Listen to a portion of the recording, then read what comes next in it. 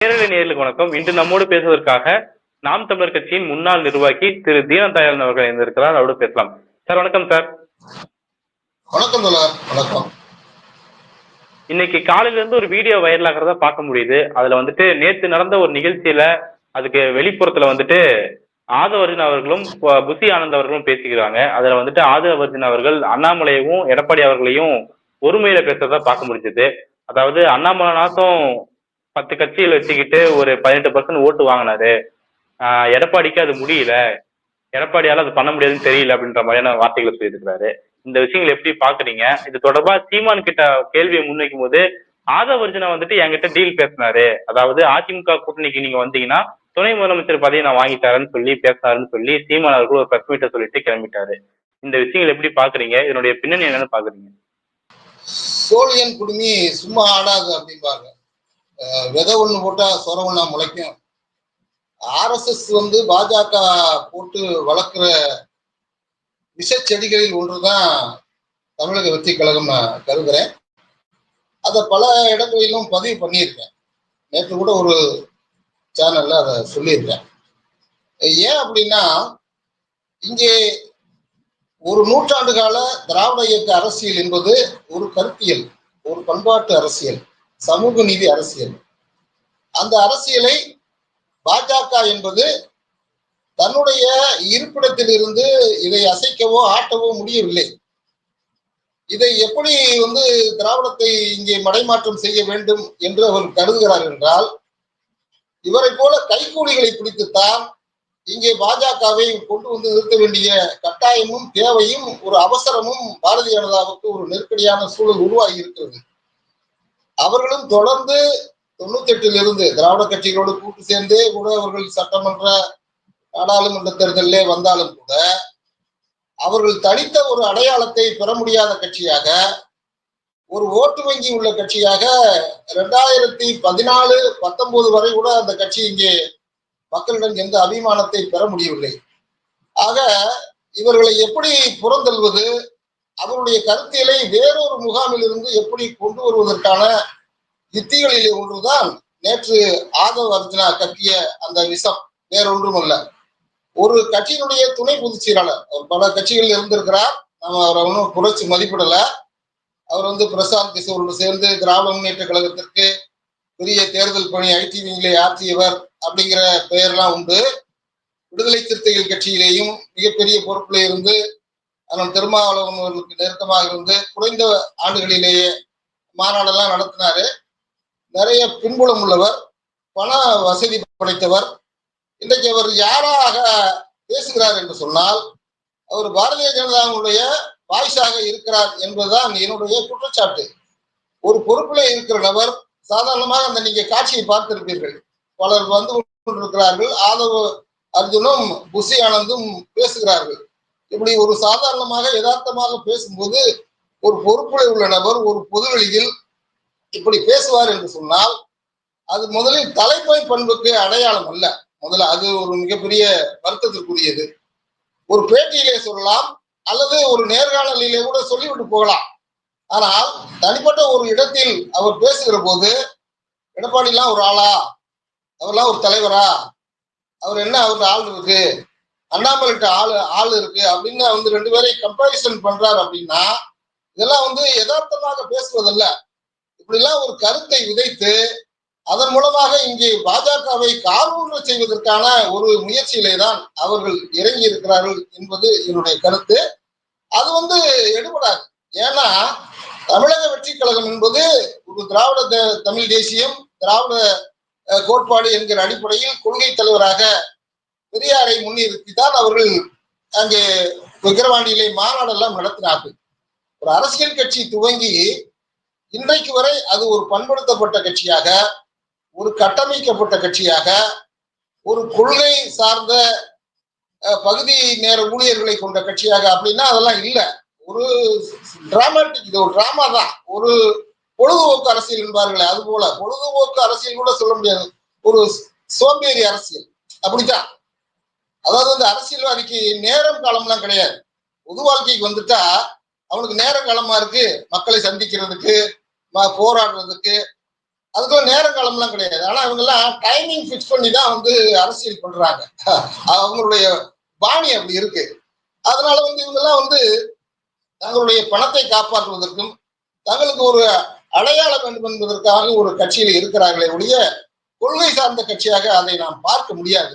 அப்படி கொள்கை சார்ந்த கட்சியாக இருந்திருந்தால் பெரியாரை சீமான் பெரியாரே ஒரு மண்ணு, இது பெரியார் மண் அல்ல அப்படின்னு வந்து பேசினப்பவும் பெரியார் பேசாததை பேசியதாக சீமான் அவர்கள் பேசினார்கள். ஈரோட்டிலே தேர்தலிலே பேசினார்.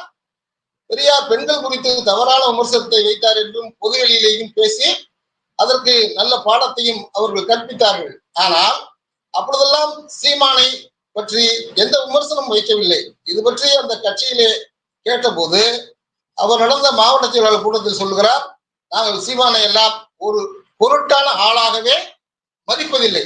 யாரு? அந்த கட்சியினுடைய தலைவர் விஜய் அவர்கள் செய்த பதிவு இது. மாவட்ட செயலாளர் கூட்டத்துல சீமான் எல்லாம் ஒரு பொருட்டா எடுத்துட்டு நீங்க பதில் சொல்லாதீங்க, அதை கடந்து போங்கன்னு சொல்றாரு. ஆனா சீமான் என்ன சொல்றாரு கவனிச்சீங்களா? சீமான் என்ன சொல்றாரு? ஆதவருக்கு நீ துணை முதலமைச்சர் இருப்பதற்கு அழைச்சாரு, அதெல்லாம் நான் சொல்லிட்டு இருக்க முடியாமனா அப்ப இவரும் பொய் சொல்றாரு அர்த்தம். சீமானை வந்து சட்டையில ஒட்டி இருக்கிற தூசி மாதிரி தட்டி விட்டுட்டு போங்க, அவரெல்லாம் ஒரு ஆளே இல்ல, நமக்கு அவருக்கெல்லாம் நேரம் சொல்லி நம்மளுடைய அரசியலை வீணடிக்க வேண்டாம், சீமான் பேசுவது அரசியலே அல்ல, அவரை நம்ம திரும்பி பார்க்க வேண்டாம்னு சொன்ன நம்ம விஜய் அந்த கட்சியினுடைய துணை பொதுச் செயலாளராக இருக்கிற ஆதவர்ஜுன் என்னை துணை முதலமைச்சராக்குவதற்கு பேசினார் அப்படின்னு இவர் ஒரு பொய் மூட்டையை அவிழ்த்து விடுறாரு. ஆக இதெல்லாம் என்னன்னா இல்ல அவர் கட்சி சார்பா சொல்லல, ஆதவர்ஜுனா தான் என்ன கூப்பிட்டாருன்னு சொல்றாரு அவரு.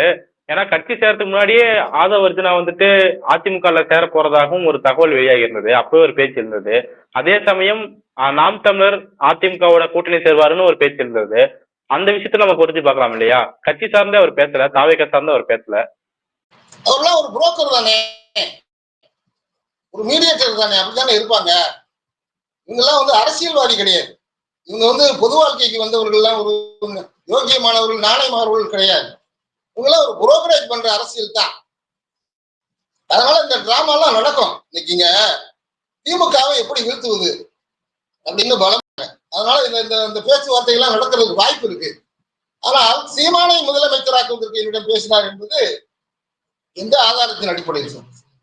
ஏற்கனவே சீமான் பலமுறை எங்களிடம் முயற்சித்தார், 2 பேரும் கார்லேயே போனா ஒத்து வரல அப்படின்னு ஒரு செய்தியெல்லாம் வந்தது இல்லையா? அந்த செய்தி எந்த ஆதாரத்தின் அடிப்படையில் எடுத்துக்கொள்வது? நாங்க அப்படிலாம் பேசவே இல்லைங்கிற மாதிரி இவங்க கண்டுக்காம ஒதுங்கி போனாங்க. அப்ப சீமானா சொல்லிக்கிட்டார். அவருடைய வலைதளங்களில் சார்பான யூடியூப்களை எல்லாம் வந்து சாட்டை பெரும்பொருளும் களஞ்சியம் போன்றவர்கள் என்ன சொன்னாங்க, ஆதரவா விஜய்க்கு எங்களோட வந்து வர்றதுக்கு விருப்பம் இருக்கு, அவரோட நாங்க பேசிக்கிட்டு இருக்கோங்கிற மாதிரி ஒரு சிம்பத்தியை கிரியேட் பண்ணாங்க. ஆனா இந்த தரப்பில் இருந்து எந்த பதிலும் சொல்லப்படவில்லை. சீமானுக்கு பச்சை கொடியும் காட்டப்படவில்லை. 2வது விக்கிரவாண்டியிலே நடைபெற்ற மாநாட்டில் சீமான் தன்னை அழைப்பார் என்று மிகவும் ஆவலோடு இருந்தார். அதுலயும் மூஞ்சியில கரிய பூசினாங்க. இதெல்லாம் நடந்துச்சா? என் தம்பி எனக்கு அரசியல்ல வர்றதுல மிகுந்த மகிழ்ச்சி அப்படின்லாம் இவர் மூஞ்சி பார்த்தார், சாயம் பூசி பார்த்தார் சீமான். ஆனா நடக்கல. ஆனா இப்ப சொல்றாரு இவருக்கு பந்தியில இடம் இல்ல, ஆனா இழப்பீத்தல் சொன்ன கதையா? இவரை மதிக்கல, இவர் மாநாட்டுக்கு கூப்பிடல, இவர் கார்லயே பேசிட்டு போனோம்னு சொன்ன கட்டுக்கதையெல்லாம் யாரும் வந்து உறுதிப்படுத்தல. ஆனா என்னை துணை முதலமைச்சர் ஆக்குவதற்கு ஆதவர்ஜுனா பேசினார் என்று சொன்னால் who is authority? யார் ரெஸ்பான்சிபிலிட்டி? ஆதவர்ஜுன் தானா? இப்படி ஒரு செய்தியை சீமான் பொதுவெளியிலே சொல்லலாமா? அப்ப இந்த கட்சியினுடைய துணை பொதுச் செயலாளராக இப்பதான் ஆயிருக்காரு. எப்ப? கடந்த சில மாதங்களுக்கு முன்னால. ஆனா இவர் சொன்ன நிகழ்வு அதுக்கு முன்பாக நடந்தது, விக்கிரவாண்டி மாநாட்டுக்கு முன்னாலே நடந்தது. ஆனால் இப்படி வந்து என்ன சொல்றாங்கன்னா பொய் கதைகளை மாறி மாறி சொல்வதன் மூலம் ஒரு குழப்ப சூழ்நிலையை உருவாக்குகிறார்கள் என்பது மட்டுமல்ல, இவர்கள் தமிழ் தேசியமோ அல்லது தமிழக வெற்றி கழகத்தின் திராவிட தமிழ் தேசியமோ எல்லாமே RSS தொங்கு சதைகள். இவங்க வந்து திமுகவை எதிர்ப்பதற்காக உருவாக்கப்பட்ட விஷம் தோய்ந்த அம்புகள். திராவிடத்தின் பெயராலே சாய்ப்பது, திராவிடத்தின் அடிநாதமான தமிழ் தேசியத்தின் பெயராலேயே வீழ்த்துவது என்கின்ற ஒரு சுயநல நோக்கோடும் கொள்கை சித்தாந்தத்தை வெட்டி முறிக்கிற ஒரு அயோக்கியத்தனமான அரசியலிலே இன்றைக்கு சீமான், விஜய் எல்லாம் ஒன்றாக பயணிக்கிறார்கள். அதனால் இவர்கள் கூட்டு சேர்வது என்பதெல்லாம் ஒரு பெரிய விஷயம் இல்லை. இதுவரையிலும் பாத்தீங்கன்னா விஜய் என்ன மாதிரி களப்பணி இருக்கார் சொல்லுங்க. அந்த கட்சி எதை நோக்கி போகிறது? அந்த கட்சிக்காரங்களுக்கு ஏதாவது புரிதல் இருக்கா? ஒரு கொள்கை சார்ந்து ஏதாவது ஒரு தெளிவு இருக்கா? அதெல்லாம் கிடையாது. ஏதோ ஒரு கூட்டத்தை கூப்பிட வேண்டியது, ஒரு பங்களாவில் ஒரு பெரிய மண்டபத்துல உட்கார வைக்க வேண்டியது, ஒரு 1000 ரூபாய்க்கு வரைக்கும் ஒரு சாப்பாடை போக வேண்டியது, அதோட வந்துட வேண்டியது. அப்ப 2 வருஷத்துல 2 மணி நேரம் தான் பேசியிருக்காரு. இப்படிப்பட்ட ஒரு தலைவர் எங்கேயாவது நம்ம பார்த்திருக்கோமா வரலாற்றுல? ஆக இப்படிப்பட்ட நபர்கள் அரசியலுக்கு வருவது என்பது மிகவும் அவமானம் ஒன்று. இதெல்லாம் நீர்த்து போகணும். மக்களை சந்திக்காத எந்த ஒரு தலைவனும் எப்படி மக்களுக்கான தலைவனாக வர முடியும்? ஆக என்னன்னா, சுகபோகமான அரசியல், உழைக்காத அரசியல், வேர்க்காத அரசியல், மக்களை சந்திக்காத அரசியல், கள நிலவரத்தை பார்க்காத ஒரு அரசியல் தலைவராக இது மிகவும் அபாயகரமான போக்கு என்று சொல்லுவேன். நமக்கு பிடிக்காத கொள்கையை சொல்லுகிறவன் கூட மக்கள்கிட்ட போறான்ல, மக்கள்கிட்ட பேசுறான்ல, அவன் நேரத்தை ஒதுக்குறான்ல.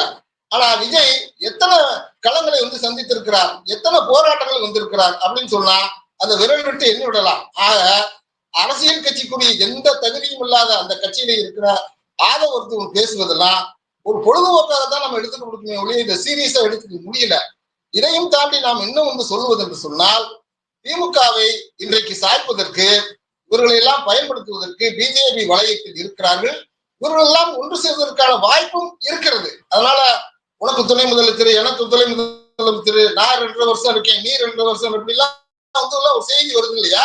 இதுக்கெல்லாம் வாய்ப்பு இருக்கு. ஏன்னா அப்படிப்பட்ட சூழல் தான் இருக்காங்க. ஏன்னா இன்னைக்கு திமுக இருக்கிறதுக்கு பலமான எதிரி கேட்டீங்க, அதை நீங்க உணரணும். 2019 திமுக பலம் இழந்திருக்கு. அதே சமயத்துல பிஜேபி வாக்கு வங்கி உயர்ந்திருப்பதாக நம்ம ஆதவத்தின் சொல்றாரு. எப்படி உயர்ந்துச்சு? என்ன கணக்கு? இது சோசியல் இன்ஜினியரிங். அதான் சமூக ஜாதிவாத போன்றவர்களை தங்களுடைய ஆளாக்கி அதன் மூலமாக வாக்கு வங்களையும் சில ஜாதி அமைப்புகளையும் சேர்த்துதான் இன்றைக்கு பாரதிய ஜனதா பல்வேறு மாநிலங்கள் எப்படி நுழைஞ்சு அதிகாரத்துக்கு வந்தாங்களோ அதே போலத்தான் இங்கேயும் தமிழ்நாட்டிலையும் நுழைவதற்கு பாக்குறாங்க. பாறையில விதைச்சா வளராது, உறுதியா வளராது. எப்படி வளரும்? நல்ல நிலத்துல விதைக்கணும். அதனால பாரதிய ஜனதா இந்த மண்ணில் என்றைக்கும் தலைக்காது. எனவே ஆதவர்கள் போன்றவர்கள் ஒரு பொதுவெளியில் சாதாரணமாக அண்ணாமலை உயர்த்தி பேசுவதும் எடப்பாடியை தாழ்த்தி பேசுவதும் அவருடைய பொறுப்புக்கு அழகல்ல. ஆனால் அவர் விவரம் தெரியாமல் பேசவில்லை. இப்படிலாம் செய்திகளை வெளியில விட்டு பார்க்கிறது. அதனால் பாரதிய ஜனதா முயற்சி கொள்ளுகிற எந்த விதமான ஒரு செயலும் இங்கே நடைமுறைக்கு வராது. இங்கே திராவிடத்தை வீழ்த்த முடியாது.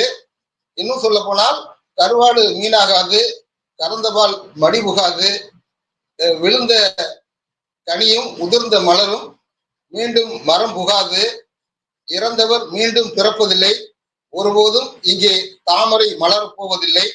இந்த அடிவண்டிகளை வைத்து, விஷம் தோய்ந்த அம்புகளை வைத்து, சீமான், ஆதவர்ஜன் போன்ற அடியாட்களை வைத்து ஒருபோதும் இங்கே பாரதிய ஜனதா கால் ஊன்றி விட முடியாது.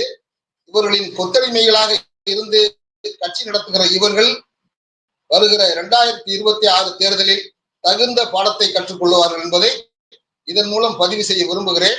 ஆதவர்ஜன் ஒரு அரசியல்வாதி அல்ல, அவர் வியாபாரி. அவருக்கு ஏதாவது ஒரு போக்கடம் வேணும்.